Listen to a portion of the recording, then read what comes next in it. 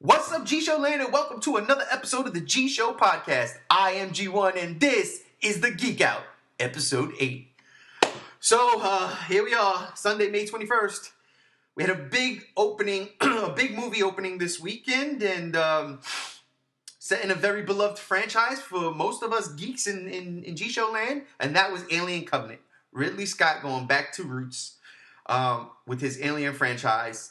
The franchise, I should say, the movie that kickstarted everything, Ridley Scott's original Alien, is going back to his roots and making another Alien movie. We got a chance to see that. Who's we? Of course, let me introduce you to my guest today, my panel.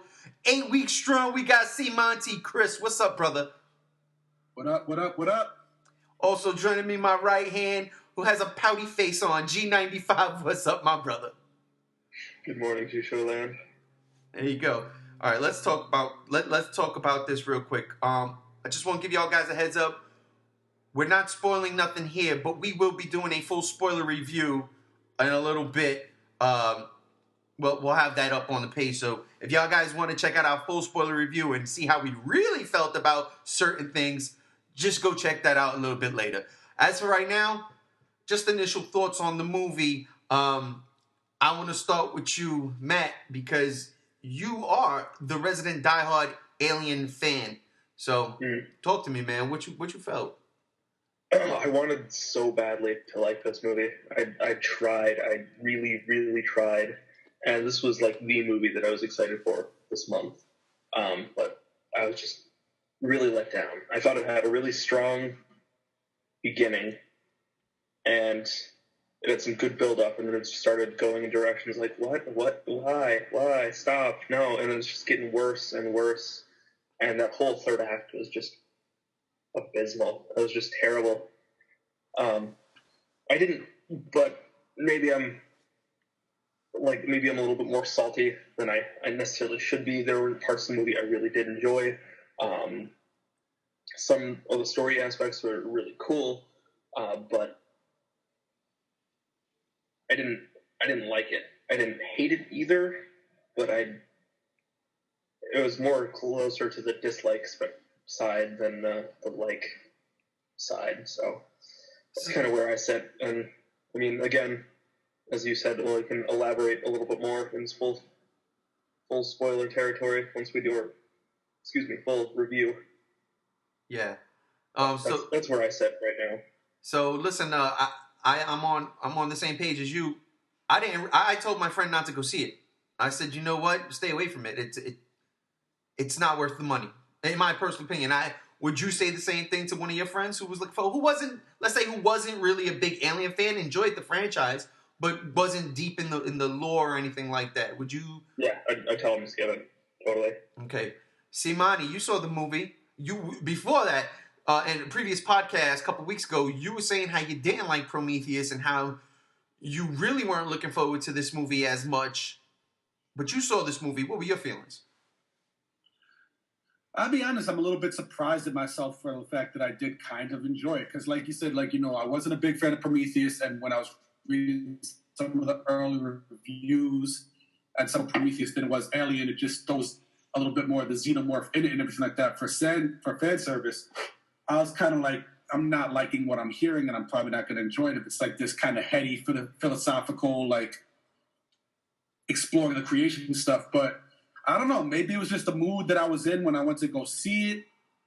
Maybe that there's all kinds of like factors that could play into it. But like, I just think that it kind of did strike a good balance between the Prometheus kind of thing, where it's like, getting deeper meaning behind the stuff, and also like the horror aspect, which is what I really want out of the Alien franchises. I want the horror. I want the that like sense of tension, like, will they make it, will they not, and everything. That's one of the things I loved about the Alien franchise, and I've always felt it was supposed to be. Right.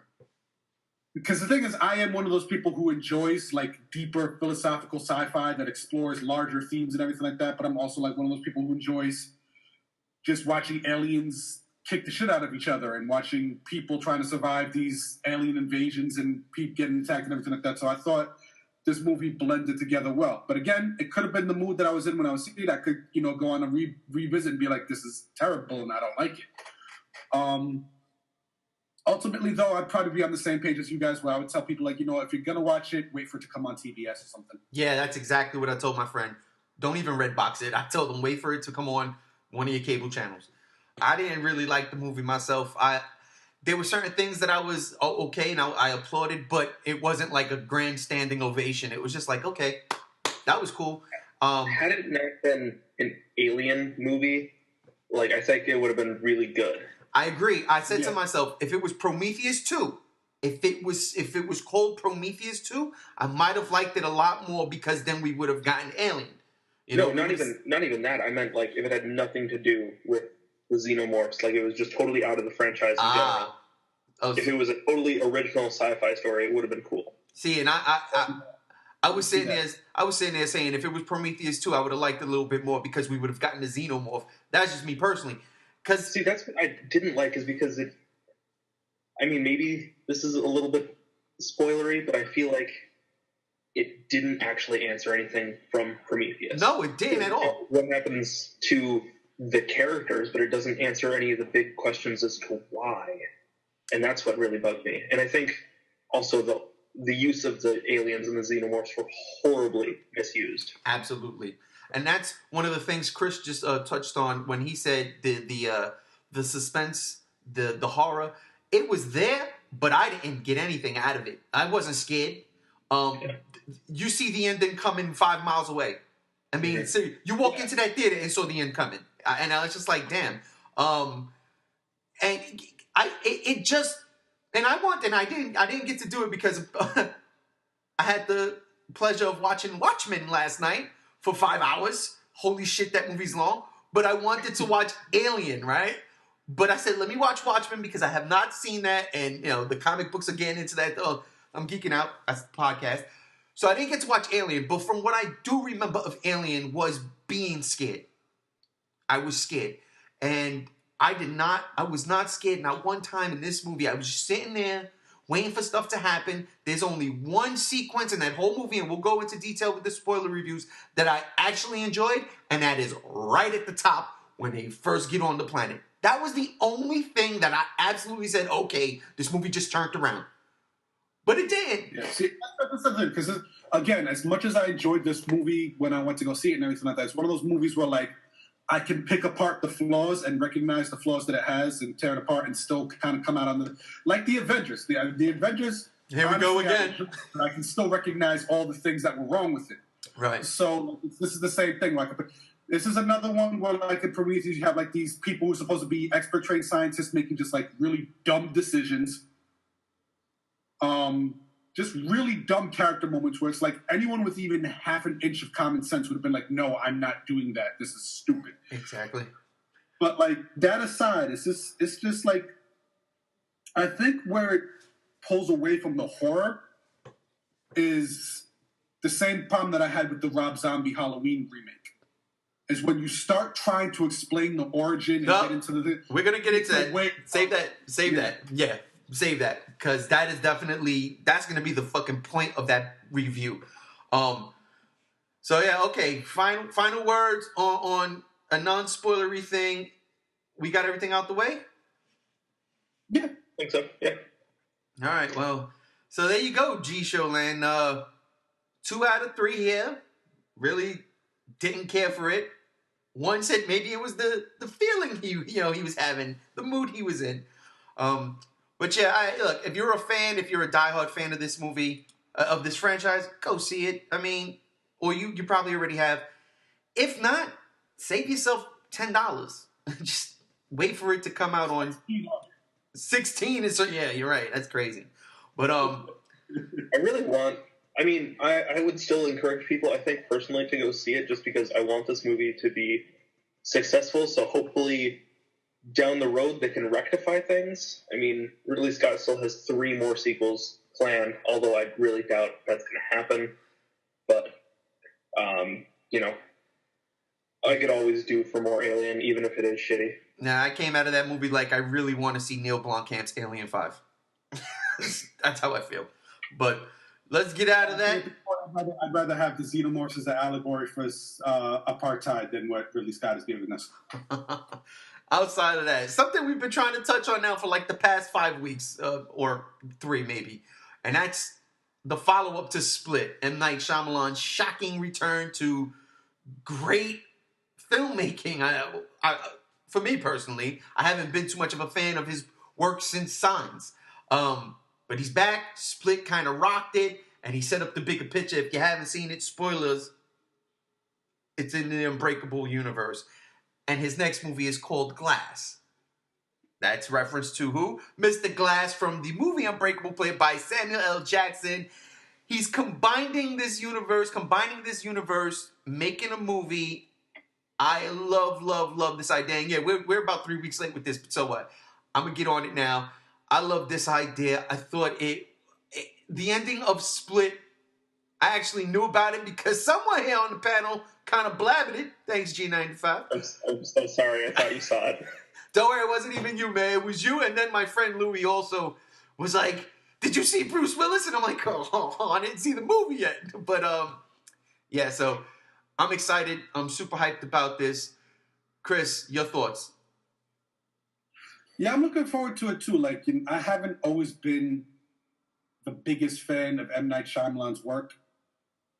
I always thought that he, did okay with, he did pretty good with The Sixth Sense, but pretty much everything after that, with the exception of Unbreakable, which I grew to appreciate over time, he just was more missed than hit for me. And so I thought this was a good return for him. I still think it has its flaws in terms of like M. Night Shyamalan's like kind of writing style. He's in love with himself too much about as far as his dialogue. Thinks he's more clever than he actually is, that kind of thing. But I enjoyed it. I think a large part of it had to do with McAvoy's performance. Yeah. Like, he killed in that movie, literally and figuratively. But yeah, and I'm looking forward to it. And for me, like, knowing the spoiler ahead of time actually kind of made it more enjoyable, because I remember at the end of spoilers here, I remember at the end of Unbreakable, like, the last job that Bruce Willis had was working security at Penn Station or whatever. And then you have the scene towards the end where he's transforming himself into the Beast and he's walking through Penn Station. I'm like, is this it? Is this going to be the moment where, like, Bruce Willis bumps him and senses his intentions, and that's where we're going to get the tie-in and everything like that? So it kind of, like, heightened the suspense for me in knowing the thing ahead of time. But I'm looking forward to it, especially considering this is called Glass, so it seems like it's going to be more villain-heavy. And I'm always intrigued by the idea of movies, like superhero-style movies, leaning more towards the villain than the superheroes. I think their stories are always slightly more intriguing. So I'm looking forward to it. Matt, what about you? Well, I really liked Split a lot. And I am a fan of Shyamalan's earlier work, although I don't think there's any movie of his that I've actually, like, loved. But that's, neither here nor there. But yeah, I'm looking forward to this. I mean, I think it's a cool concept that nobody saw coming. I just thought it was going to be like another, like, nobody would have guessed. Oh shit! Like, Split. This is set in the Unbreakable world. I don't think anybody, like, he's known for his little twists and stuff, and that became his, like, kind of gimmick for a while. But this is one that I think really nobody expected, and it shows that he still got it deep down. And yeah, I'm looking forward to it. Yeah, I'm looking forward to it too, man. Unbreakable is my favorite Shyamalan movie, only because I was caught off guard going to see it. I didn't no idea it was a comic book film, so I appreciated that so much, and I enjoyed that movie. Signs is a close second, but Split was great. I really enjoyed it, and again, a lot has to do with McAvoy's performance. The way he goes in and out of characters blew me away. So that it's set in this universe, and that, apparently Mr. Glass is going to use the Beast as, like, his henchman. Yeah, that's a League of Heinous Heels shit right there, ain't it, Chris? Yeah. So I mean, I like the idea, and I'm really looking forward to it. We're still real early. We've probably got like a year before we hear more stuff about this. So, but I just wanted to get it out there because this news did break about 2-3 weeks ago, and I just haven't been on it. But now that that's out of the way, let's get down to the shit that happened this week. There was a lot. There was a lot of shit. There was TV show trailers coming out the ass. We had movie trailers coming out, extended ones, final ones, pretty much all it. We had Predators on a tank. There's a lot of, and the big one, Tom Hardy signing on to play Venom. That's crazy. Let's go down the list right here. I will talk first the TV stuff. Okay, we had 3 trailers that really caught my eye on TV this week. The first one, for better or for worse, the first one I want to talk about was the first one that dropped, and that was The Gifted. And that's basically Fox's X-Men show without them being X-Men. It's set in an X-Men universe. We don't know which one, but they make mention of the X-Men and the Brotherhood of Evil Mutants in this trailer. And yeah, it's coming out, I think, in the fall. So let's get down to the nitty-gritty. Matt, you seen this trailer? Mm-hmm. What were your thoughts about this? It looks surprisingly pretty interesting. It looked like a decent enough story. I was it kept my attention for the trailer. I don't know if I'll give it a shot when it comes out. I'm not, something I'm like excited for or really necessarily pumped because, X-Men doesn't really do it for me. But that's personal preference.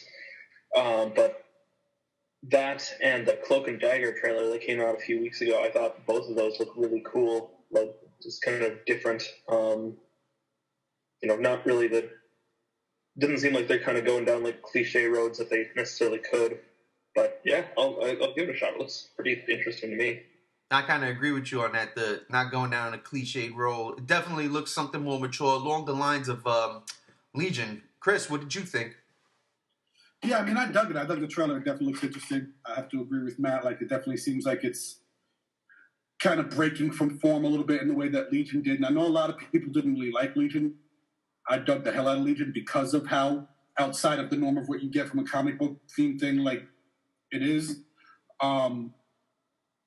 So I'm looking forward to this. And, it's got Amy Acker in it. I'm a huge fan of hers. Like, I've been a fan of hers since she started out on Angel. Yeah. For half a second, I was caught off guard because, like, when I first saw the trailer, Stephen Moyer kind of looked a little bit like Joel Edgerton to me. So I was like, they got Joel Edgerton for this? And then I realized it was Bill from True Blood. But still, like, I don't mind him and everything like that. I didn't like True Blood, but I thought he was good on it. And I'm interested to see what he does with that character, especially it seems like the way the trailer presented him, it almost seems like he kind of has abilities himself, or like he has the mutant gene and passes it down to his kid, but he also worked for the organization that hunts them. So, like, I'm interested to see that angle of the story. Those things are always cool. It does seem to be like that kind of X-Men thing where it's building towards the idea of, like, Sentinels, like, the people who are hunting for mutants now and everything. Especially saw those little robots, like maybe those are like the prototypes, like the things that look like the things they used in Minority Report. Yep. So I'm definitely interested to see where this show goes, and I'm definitely interested in seeing like which characters they use and what abilities we see. Are these going to be actual characters from the comics? Are they just like making up new mutants wholesale, whole cloth? Like it's intriguing. I'm looking forward to it. Well, I know for a fact they do have comic book characters. Blink is in it, and I love Blink. Right. What the hell was that comic they had when I first saw her? But it was a cool concept. Basically, it was a group of mutants from different dimensions, and they would blink in and out of each dimension and try to fix something. Kind of like what Legends of Tomorrow's doing with the timeline in the multiverse that on television. But I really like that comics. I always like Blink behind that. So when I saw she was in it, I was like, oh, that's cool.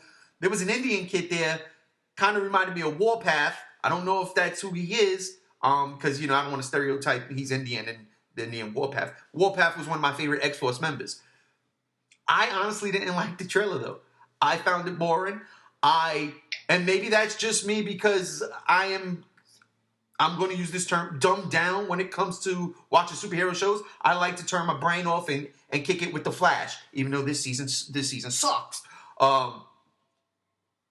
So maybe it went over my head, kind of like Legion, because I couldn't get into Legion. I wasn't feeling the trailer so much. I mean, it didn't, I'll probably give this show a shot, but it's not on my must-see list of this year. I just feel like the powers from this kid that's generic to me. I'm tired of seeing the same thing. Kid can make, it's like telekinesis or something. He can make things break or explode or make force bubbles pop. Like I'm just tired because I get it. It's a simple way of showing abilities on television, but maybe I want to see. This is just me personally. I want to see, like, let's say for Scarlet Witch, for instance, I want to see magic come out of her hands. I want to see effects. I want to see special effects. I understand budget reasons may be the reasons why they can't do it, but I don't know. I'm greedy. I want everything when it comes to my comic shit, X-Men shit. I want to see these things happen, and I don't want it to be just your run of the mill. He's a psychic where he has telekinetic abilities, and that's how I felt with this trailer. That's what I felt this kid was. Anybody want to agree or disagree with me? Go ahead. I mean, you bring up a fair point. Yeah, I mean, like, telekinesis does seem kind of be like the default power thing and everything. I'm still intrigued by it. Yeah. Well, that comes out in the fall, and I will say this though. I will say this. I'm a fan of True Blood. The last season wasn't good, but True Blood was a fun show. I liked it. I would absolutely love if Anna Paquin came on that show and reprised her role as Rogue. That would be great because it's an X-Men universe. If they were to tie it, and then it's Bill and Hun, they married in real life, so why not? They already have chemistry. I would love to see a reunion with Sookie and Bill. I'm just saying, in the X-Men universe. Bill turns out to be a vampire. Who knows? I'm totally That's how he has to That's his mutant ability. He's Morbius. I'm totally... I would shut everything off like I'm watching this show and only this show. You kidding me? But jumping from Marvel to DC, staying in the superhero realm, a trailer that's a little more to my like and a little bit more to what I want.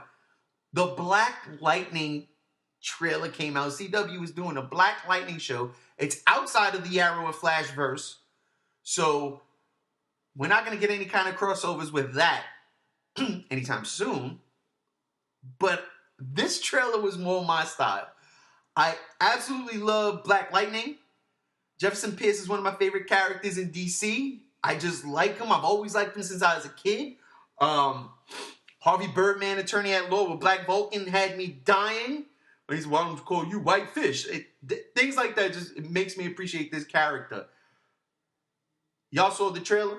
Chris, what you think of this? I'm definitely intrigued by it. It's an interesting premise. Like, I didn't get too heavy into Black Lightning as a character and everything like that, but I'm vaguely familiar with who he is. It definitely looks interesting, and I can't wait for it to have a strong first and second season and drop off to terrible in the third. Yeah, it's the curse. Completely watch in the fourth, because that seems to be what DC does with their CW shows. No, but yeah, like I hope it breaks that curse, and I hope it maintains, a strong storyline and strong characters and everything like that, because it definitely looks like something I'd be interested in watching. Yeah, and, exploring things from, because that's another thing. Like, we talk about the female superheroes and everything like that, but we really don't get a lot of black superheroes either. Mm-hmm. Like, not big time and everything like that, and not presented in like a mainstream sort of way and everything. So it'd be interesting. Get a lot of black side characters, like side. Exactly. Finally, see one that's like the main superhero of the show is. I hope they go from this. I hope they bring out Static Shock too. I'd love to see that, and I'd love to see they do Static Shock and then Black Lightning and Static Shock at the crossover. I would love that. I would absolutely love that. I love what they're doing with the daughters, because in the comics, a couple years back, I would say about 8 years ago, maybe 9, maybe 10. I don't know. They played a role. They got their powers, and he was like, oh shit, like he was like, oh, what am I gonna do? And they played with that also on, I think, Cartoon Network. I forgot, maybe during Young Justice. I don't remember, maybe during Young Justice when it was running on Cartoon Network. They would have these little shorts with Black Lightning and his daughters. They would have shorts with like Plastic Man, and they were really, really, really good and fun and funny. And I got that vibe from this show. Matt, you seen the trailer? What you think? Yeah, it looks good. It looks like it's taking a lot of kind of beats and like story beats, or just like the way the trailer was set out from other shows and characters. It's just kind of the like I got reminded of a lot of other shows and characters and stuff like that from this trailer, but maybe that might have just been my mindset when I watched it, because I'm very unfamiliar with Black Lightning. Like I'm aware of the character and stuff, but I don't know really much about him. But it does look good. I'm definitely hesitant on them saying that it's not connected to the Arrowverse, because we all know it's the CW that's going to change. Yeah. But I do enjoy all of the CW's superhero shows. I all their comic book shows, really. So I'll gladly give it a shot. I didn't like the first season of Supergirl, but I would still watch that anyway. But so yeah, I'll watch it. It actually, it looks better than Supergirl. So. Yeah. Well, go ahead. It looks good. It looks fun too. It doesn't look so like as dark and brooding as like Arrow does, and it doesn't look as goofy as Flash and Legends can get. So it seems like that good balance of like a more kind of wholesome character that doesn't rely on either slapstick or like murder. Yeah, and I agree with Chris. I agree with Chris too with the third year curse, because I love season 1 and 2 of Flash. Thought they were phenomenal, and I was so looking forward to what's going on this season. And then this season started to happen, and there's maybe only 4 episodes in this whole season that were really, really, really good. And then because I'm not caught up. Oh, okay. Well, I'm not spoiling nothing, but in season 1 and 2, you have those emotional, gut punching episodes towards the end of the season. Yeah. That's what that's what last week's episode was. Did not do it. Did not do it for me at all. And I told my friend, because we were having an argument on a friendly argument online. I told my friend, if they would have just reversed the episodes and had the first half of the season happen in the second half of the season, I would have been more emotionally invested. But I digress. Flash will open up a portal and bring Black Lightning into the universe. It's bound to happen. It is a CW show. I can't wait for that. I am looking forward to it. And I just like that it's different. It's it's a street level hero fighting gangbangers. How long could that happen for? I don't know. Of course, they're going to introduce a big bad or something along, later. But for now, that's interesting. And I like the dynamic with his daughters from what I saw. So I'm looking forward to that. Last words, Chris. Yeah, like you said, it's a really interesting concept. I think it would be like almost like a scaled down kind of more kid-friendly version of Luke Cage. Something like, more mainstream version of what we got on Luke Cage. And what I mean by that is like less violent. Like you're not going to get as much violence as Netflix is going to allow their shows to have and everything. So it's going to be, I feel like we're going to get that kind of vibe from it. And I'm looking forward to it. Matt, last words? Exactly what Chris said. Summed it up perfectly. Perfect. Last trailer on TV in TV Town. Star Trek Discovery. Now, this one caught me completely off guard. I knew it was coming, but I was like, where is it? What's going on now? They, spoiler, took away main character from The Walking Dead so she can be on this show. I saw the trailer. I couldn't believe it. Blown away. Set 10 years before the crew of the Enterprise takes off and does their thing. In which universe? I don't know. It doesn't look like it's the old Roddenberry verse. It looks like it's the Abrams verse. Technology, okay? But holy crap, man, from what I saw in this trailer, I'm not a diehard Star Trek fan, but I know my Star Trek shit. I was digging the hell out of this thing. I loved the new look Klingons. I love the technology, the set pieces. I really loved it. And this girl looks freaking great in the Starfleet uniform. So Matt, you saw it. What you thought? I don't have a lot of thoughts on it, actually. I'm not a very big Trekkie. Like, I never grew up watching it. I haven't really seen any of the movies. Just, it's more of a Star Wars man, personally. You both know that.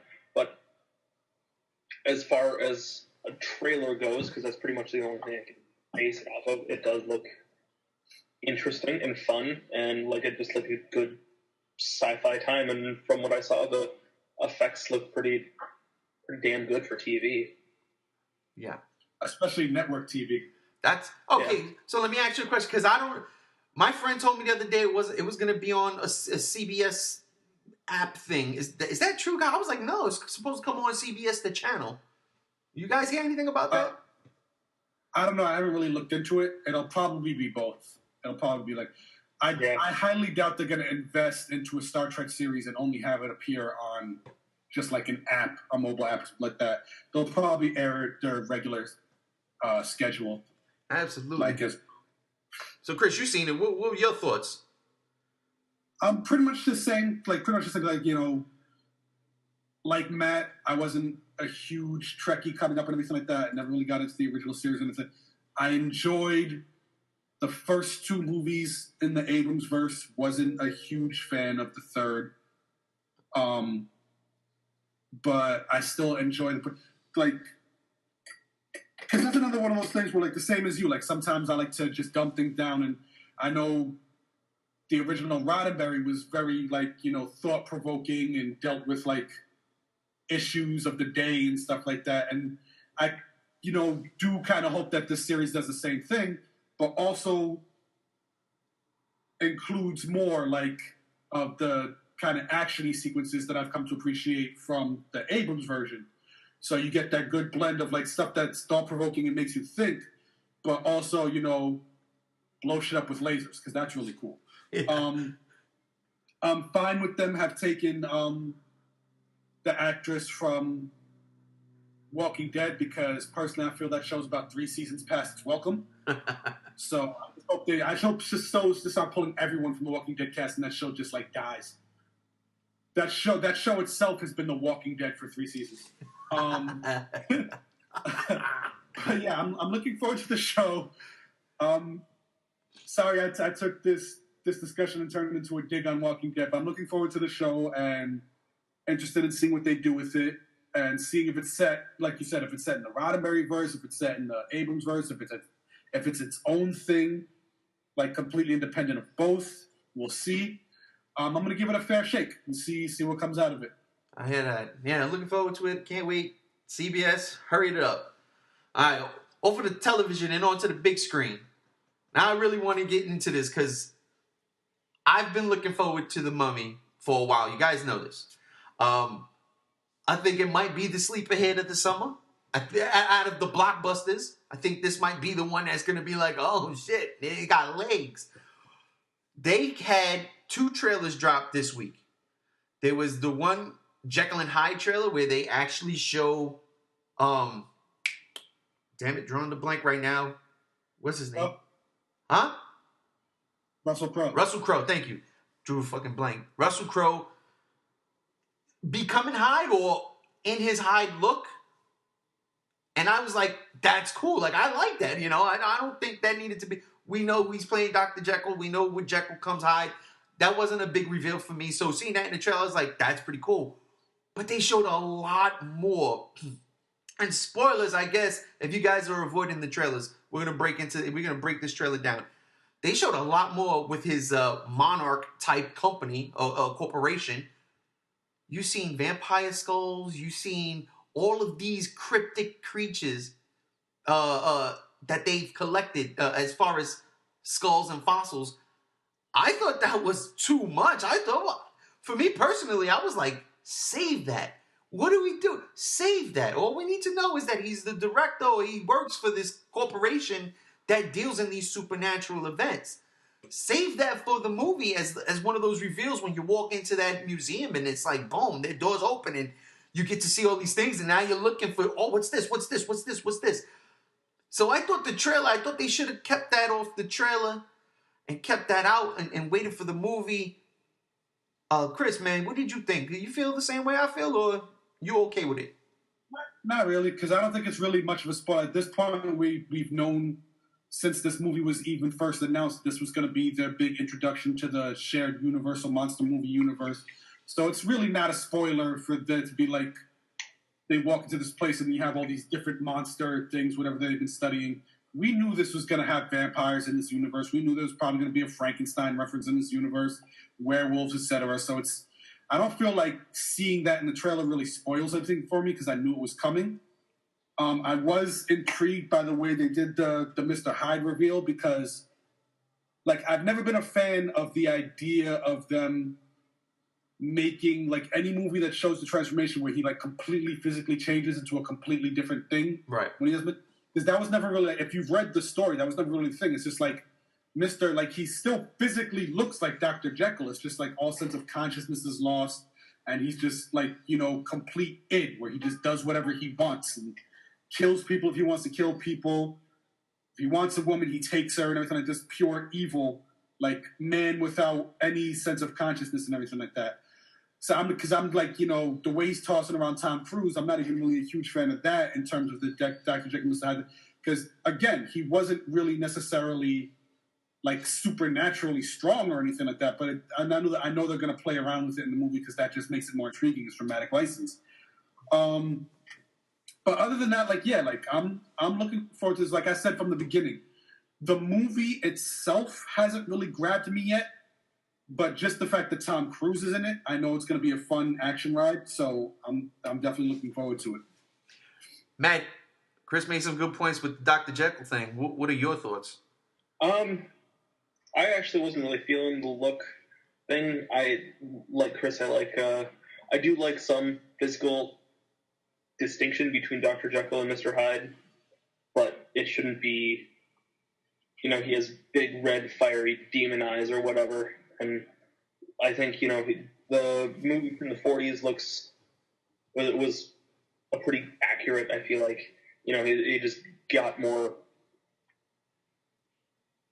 he looks, slightly less than human, if that makes sense. He looked much more primal, right. Because that's what he is.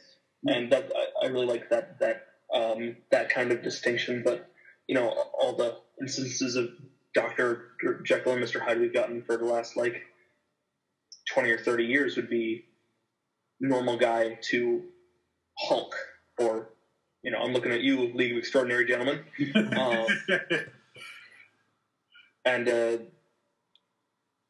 I think that distinction a little bit too much, but this is like a big, fun, bombastic kind of universe. So I expect things to be, overhyped a little bit, like slightly exaggerated for the sake of dramatization.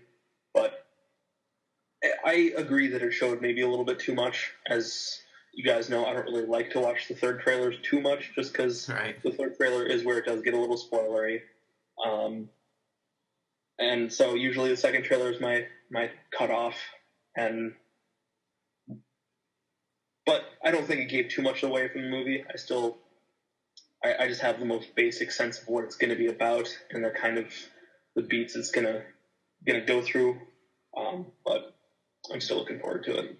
You said League of Extraordinary Gentlemen. It's funny, I was watching The Watchmen all night yesterday, and I couldn't help but think Zack Snyder would actually be perfect to adapt the League of Extraordinary Gentlemen. And I think he would get him off the DC stuff and give him another Alan Moore book and let Alan Moore stew on that. But I agree that the Jekyll Hyde thing, I'm not one for the big giant transformation in League of Extraordinary Gentlemen just because of the source material. I get it. But I don't know if you guys ever saw that BBC show Jekyll. I think it was called Jekyll. Mm-hmm. No? That was a good show, man. That was a good show. And they didn't do that either. He was normal, and I think when he turned, his hair got a little bit longer, and that was pretty much it. Everything was in the eyes. The way the actor, the craziness in his eyes, it was so well done. And yeah, the glowing eyes thing, and I mean, he didn't really transform, and I don't think he will, but he did look a little bit like The Exorcist. He did look a little possessed. So it reminded me of when Harvey Keitel turned into a vampire at the end of From Dusk Till Dawn. Yes. That's the vibe that I got. Yeah, I totally see But that. man, I'm just looking forward to it because I'm looking forward to watching Russell Crowe chew scenery again because he's always fun when he does that. Like, getting another kind of Man of Steel style performance. And that right there brings me to the final trailer, which I don't know if you've seen, Matt, but there was a final trailer where they actually the tone of the movie completely shifted. And now for me, I'm like, wait a minute, what the hell am I getting? Because the first 3 trailers you're selling me on this supernatural action movie. Then this final trailer, and they touted it as the final trailer. It was a comedy. So when you're saying chewing the scenery, that's exactly what they were showing. Tom Cruise being a jokester, which you don't get in any of the other trailers. It was so weird. I said, wait, what the fuck is this? It went from one side of the spectrum all the way to the other side. And I'm like, okay, so what is this? It felt like Abbott and Costello meet the Mummy all of a sudden, instead of like an action-packed romp. We talked about this in a previous podcast. I don't really even remember for what movie, but it was like, they released different trailers with different kind of spins on them to cater to different markets. So they can kind of cater to everybody in a sense if the movie calls for it. So, one trailer you get the dark and serious one, and then one is a little bit more lighthearted and joke-filled, but yeah, it doesn't mean the movie is necessarily going to play out that way. Yeah, but this is 3 trailers in a row that was on one, selling us one thing, and then all of a sudden, it's like Brendan Fraser's back, and I'm like, whoa, that's not the Mummy movie I want to go see. I'm not taking that away from them. I enjoy those movies, but they're done. And that's how I felt this 3rd trailer was. I mean, Tom Cruise was legitly chewing up scenery. Chris, did you see this trailer? I don't think I saw that one because that one definitely would have stood out in my mind. I haven't seen any trailers that made me feel like this is going to be a goofy, silly, slapsticky type of movie. So probably a good thing I missed that one. But it's like Matt said. It's probably just like that's probably the trailer they played in front of that new Amy Schumer movie or something like that. Just like specific audiences going to see specific movies and everything like that. You're going to see a comedy. They're going to play more like comedy-style trailers and everything like that to draw the people who like comedies who might not have seen the movie otherwise if they thought it was going to be all too serious and everything. So, it's just like Matt said, just trying to appeal to different markets and making sure that everyone knows there's a little of something for everything for everyone in this movie. So I probably wouldn't have been that put off by it. I probably would have just figured they were just highlighting the more humorous moments of levity and everything like that. Because every movie has that now. Like, even like some of the most drama-heavy, serious movies are going to have a moment where you're going to be like, that was funny. That was pretty funny. They just don't lean too heavy on the trailers. But, when you're trying to appeal to a mass market, you kind of do have to show that. So I'm not too bothered by the idea of a trailer that makes it seem more like humorous.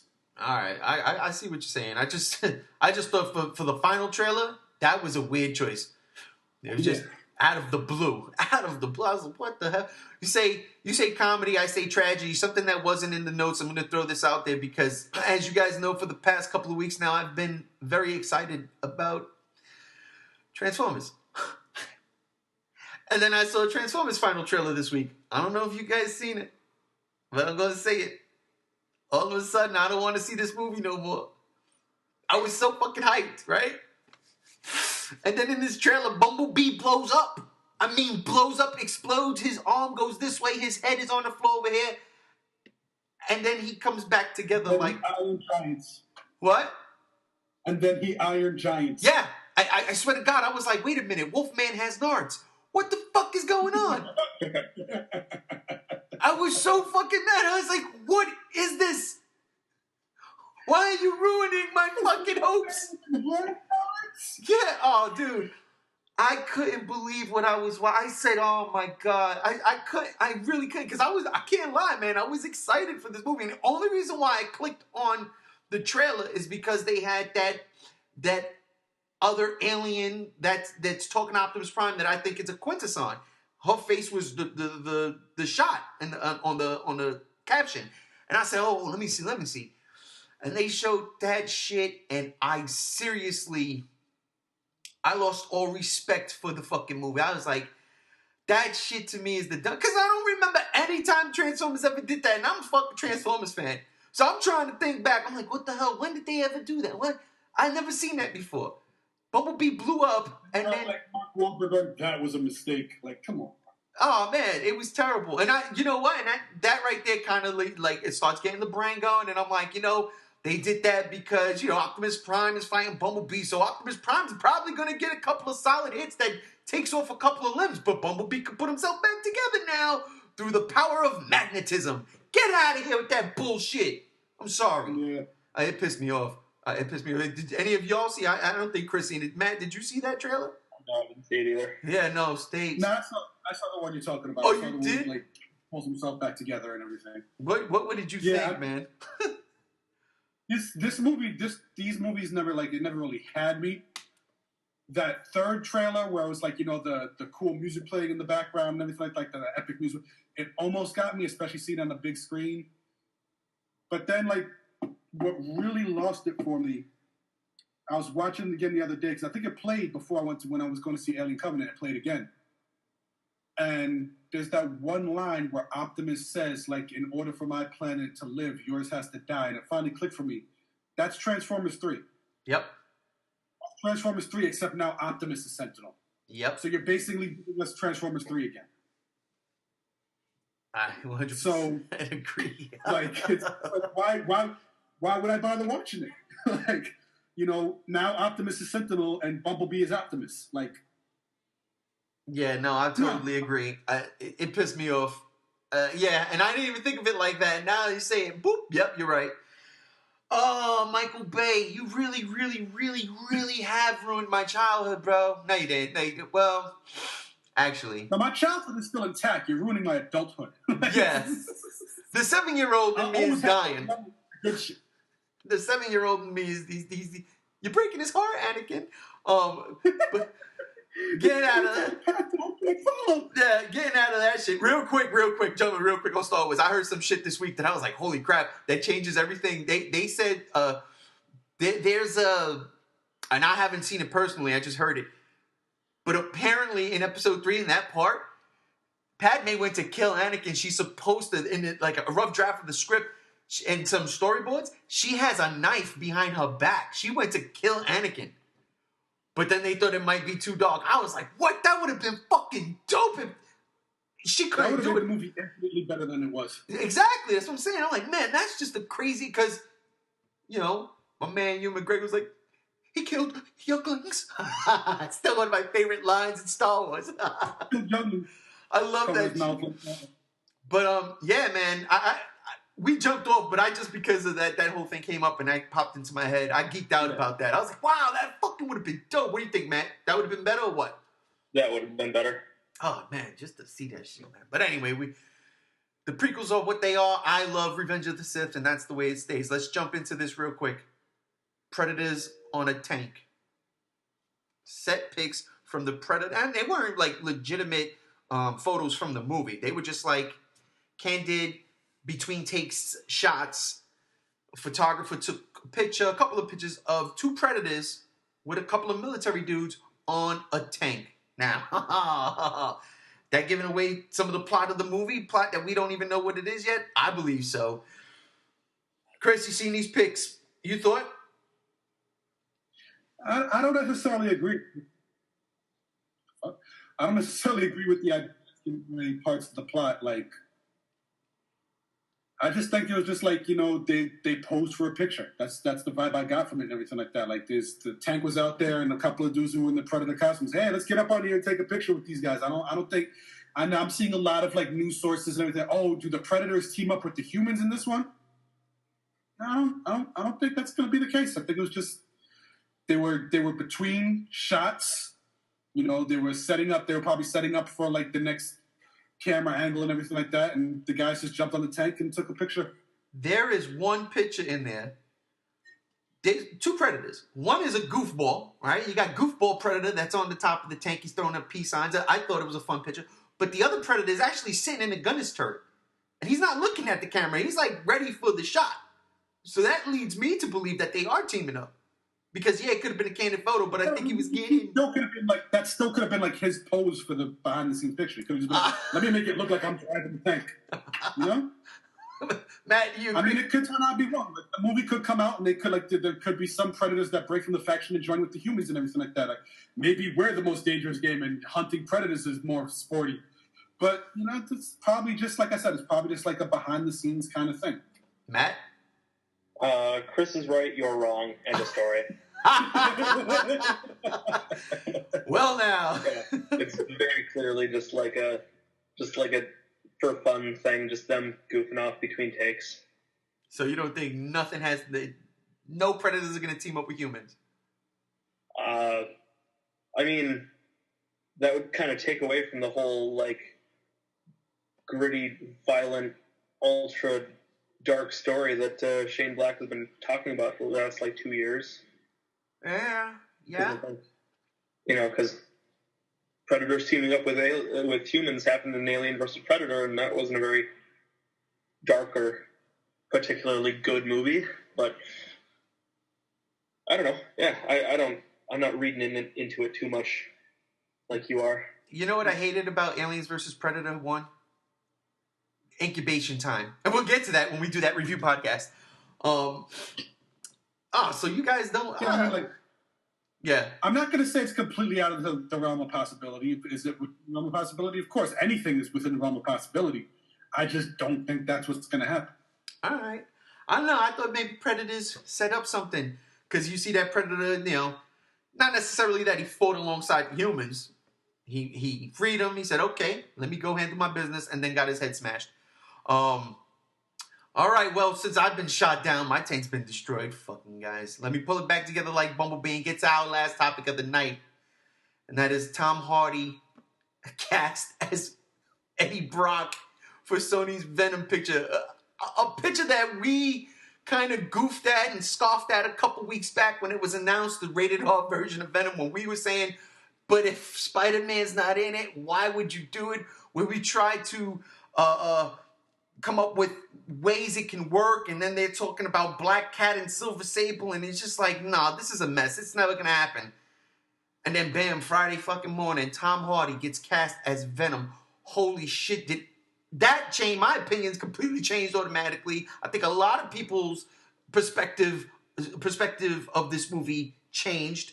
So Matt, you saw this. What you thought? Surprised more than anything. I thought this movie was just going to be something that was going to be dead in the water. Just like held indefinitely because they couldn't get it off the ground because, I mean, we were supposed to get a Sinister Six movie and we were supposed to get like 2 or 3 more Amazing Spider-Man movies, but obviously those never happened and movies get stuck in development hell all the time. But, I mean, it's making progress. It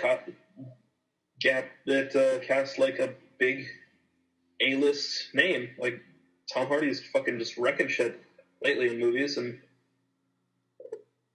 at this point I'll honestly watch anything with him because he's just so good. So that gives me a little bit more faith in the movie, and he's an actor who really knows how to pick his roles too. Like he knows what works for him, and he knows what makes a good script. So hopefully, Sony has their shit together and is going to put together a good movie. So that's consider that like one nail out of the coffin that is Venom for me personally. Anyway, gotcha. Chris, Tom Hardy played a decent part as Bane. I can't lie, I enjoyed his Bane. I didn't like Christopher Nolan's idea of keeping his voice muffled. Then he becomes Mad Max, which Fury Road we can agree on is the tits. Now he's going to be in Dunkirk, and that looks like it's going to be one of those war movies that's just going to hit on all the right notes. And now he's cast as Bane. As Bane. I said that already. He uses Venom as Bane. Now he is Venom. What the hell were you thinking when you saw that? I kind of had the opposite reaction of Matt. It's like it just further entrenched me that I have no interest in this movie. What? And it says like, I think he's gonna do great in the role because Tom Hardy is just an awesome actor who brings that kind of intensity to any role he plays. But the idea that they're doing an Eddie Brock Venom that's completely independent of Spider-Man and the MCU universe and everything like that. It has no base, like his origin isn't based in, like Eddie Brock's entire origin is Venom is based on Spider-Man. So for them to say we're not doing this, it doesn't involve Spider-Man at all, you're already starting off getting the character completely wrong, right off the bat. And then like I said, I think he'll make a great Eddie Brock, but just like I don't like what they're trying to do with this movie, and I feel like this is Sony trying to be slick in the sense of like we are allowing Marvel to use Spider-Man to boost the popularity of the character again because our last several attempts at the franchise failed at critically and at the box office, and now we're trying to re-bolster that popularity. And I think they're already showing us that they're planning as soon as that popularity regains, they're going to try and snatch the character back and do their own thing. So, like, you're giving us Spider-Man in the MCU, but you're already kind of showing us that you're planning on taking him back. That's your long game. And that's pissing me off. Because, like, don't do that. Either do your own thing and fail at it, or let it be part of the MCU and just, like, you know, take what you can get out of that franchise. Because to do an Eddie Brock Venom that has no basis in Spider-Man, to me, as a fan of the character, is just stupid. Mm. It's just flat out stupid because like I said, the entire basis of his origin was he had this animosity towards Peter Parker. He finds out Peter Parker is Spider-Man when the Venom suit comes off and he becomes Venom, and that's where his whole hatred of Spider-Man and Peter Parker comes from. To have an Eddie Brock Venom that has nothing to do with Spider-Man makes no sense whatsoever. It's completely wrong for the character. I like what you say there, but here goes speculation hat goes on. We turn the knobs. Here we go. It's time to play the game. Sony has to know what Marvel's endgame is with Spider-Man, right? Spider-Man, I believe, has, after the Infinity movies, 2 more movies that's joint with Sony and Marvel as far as Spider-Man sequels, standalone movies. Once that's all said and done, now, I 100% agree with you that Eddie Brock, Spider-Man is the bane of Eddie Brock, and that is one of the driving forces behind Venom. What if they're playing that multiverse card, and because of whatever happens in the Infinity War movies, because we don't know what's going to come out of that. I mean, reality is going to be reshaped. That is pretty much a certain. That's how they connect later on, if Sony wants to go that route. That's how they connect. Because I do agree, it's very hard to do a Venom movie, and I can't lie, man. I did get overhyped for seeing Tom, because it's just something that you don't see that coming. Now he didn't see his script and they just opened the bank to give him the money, or like Matt said, he saw something in the script, so I play this, I'll do this. But what if they actually have some weird universe-altering shit where Eddie Brock is the Spider-Man of one universe, kind of like Spider-Gwen in the comic books, right? He's the Spider-Man of one universe. Spider-Man here in our universe. The Infinity shit happens, disrupts things. Now these universes kind of merge. And of course, I'm just speculating. I'm just throwing a little, I'm dangling a plot right there. I'm not going to go into detail because I'm just on the fly thinking this shit up, and then I have to come up with this whole fucking thing. And I don't think Tom Hardy would buy that. What do you think, man? You think Tom Hardy would buy my idea? Probably not. See, you're disgusting, bro. Damn it. I'm being honest. Yeah. No, so, all right. I don't know. You got something, but, yeah, when does it ever play out exactly like we think it will? No, it never will. Especially when it got money and corporations and greed like that. And, Yeah, I just don't trust that Sony would be that progressive in towards the catalog. I really think that, because you said, like, they had the 6-picture deal with sharing Spider-Man with Marvel. I think that was Sony's idea from the get-go, was that they would only feature 6, they would only allow them to use for, like, 6 movies, 3 in the Marvel-verse and 3 of their own. Right. I think that was Sony's game plan from the beginning, was just to bolster the popularity of the character again, so that when the contract ran up, they could snatch the character back and do what they want with it and just kind of live off the popularity that built off the Marvel thing. And I think that's just a shitty thing to do to the fans. And you're going to wind up getting a lot of backlash for that. They're going to learn the hard way. I really do feel like Sony's going to learn the hard way trying to do that because they're already, like I said, they're already trying to build a thing that's completely independent of what Marvel is doing. Let me ask you a question. What if they do the character? If they're going like a Flash Thompson Venom or like, you know, some random soldier gets the Venom symbiote and becomes like that, then I would have been fine. Right. Like, whatever. Build your own independent thing with Venom as a character, independent of Spider-Man and everything like that. But because you specifically said it's going to be Eddie Brock, it makes no fucking sense whatsoever. That's true. Let me ask you a question, though. Let me ask you. What if they actually use Miles Morales as Spider-Man? I'd be cool with that. With Venom. And instead of it being Peter Parker, he's mad at, it's Miles Morales that gets him riled up. And that's how they can move forward in that aspect. I mean, I'd be cool with that, but then, like, for me, like, okay, do that, play with that idea, and do it as a separate universe thing, but then also allow the Peter Parker Spider-Man to continue to exist in the Marvel universe then.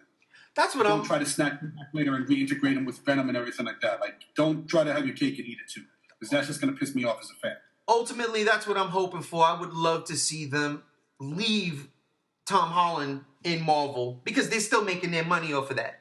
You know, they're still making... And then make Miles Morales for them and have that go there and make money off of that, you know?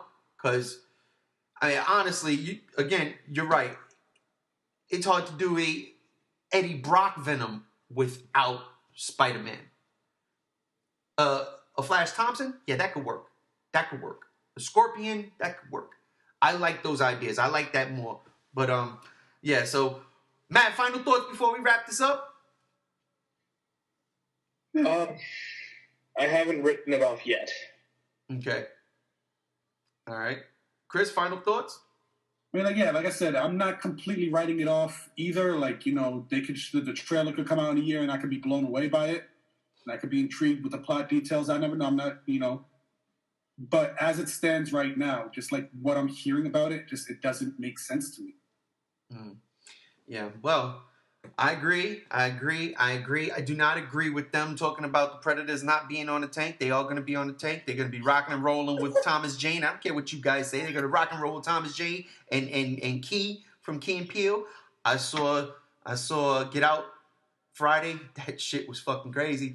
But anyway, way on topic. We're finishing this up because, seriously, I know we really want to get our thoughts out and talk shit about Aliens, Covenant, and our spoilers review, which we're going to go and do right now. So, ladies and gentlemen, thank y'all for joining us for the Geek Out. Chris, thank you for joining us once again. No problem. Always a pleasure. G95, Matt, thank you, my brother. Thank you. Of course, as always. And I'll see y'all in like 3 minutes. We're out of here, G Show Land. Peace.